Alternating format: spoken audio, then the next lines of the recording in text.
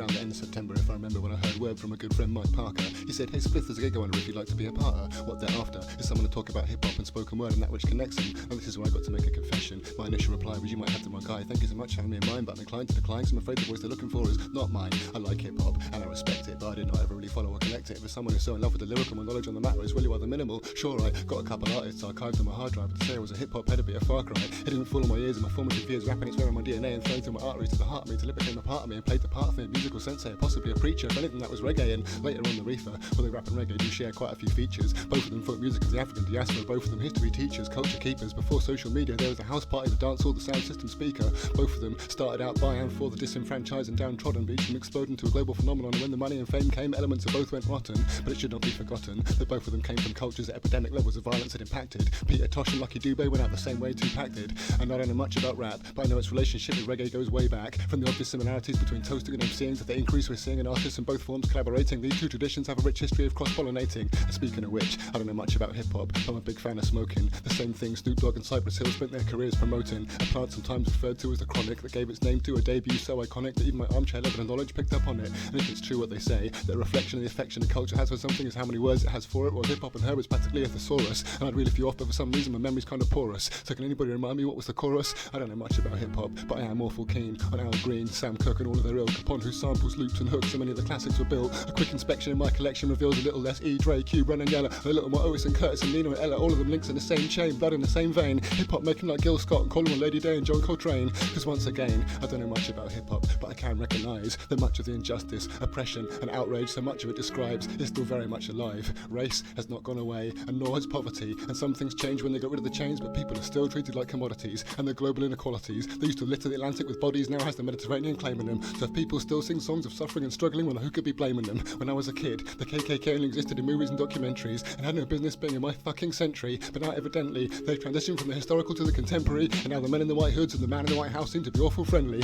And almost every week, Amadou Diallo or Rodney King is shown on repeat, and the names might change, but the outcome is always the same. So of course, things are getting tense when every time it happens the message is sent. The possession of melanin can still sometimes be a capital offence, and it's not as if things over here are exactly all love thy neighbour. If Europe lurches any further to the right, it'll end up in Asia, and we're all in this together just as long as you're not poor. The temerity of austerity while the real prosperity is all offshore. But don't look over there and dare to ask why we can't afford to keep vital public services running. Just look over here, there's this huge fear. Didn't you hear the immigrants are coming? So if you can afford it, export it. Stash your cash somewhere far away and sunny, because we don't trust foreign people around here, but we sure love foreign money. And from Brexit to food banks, from extortionate rents to Grenfell, I just get the sense the path walking down is not going to end well. And I don't know much about hip-hop, but it's punch on for protest, resistance and rebellion, often expressed with fiercely intelligent eloquence, has in my opinion never had more relevance.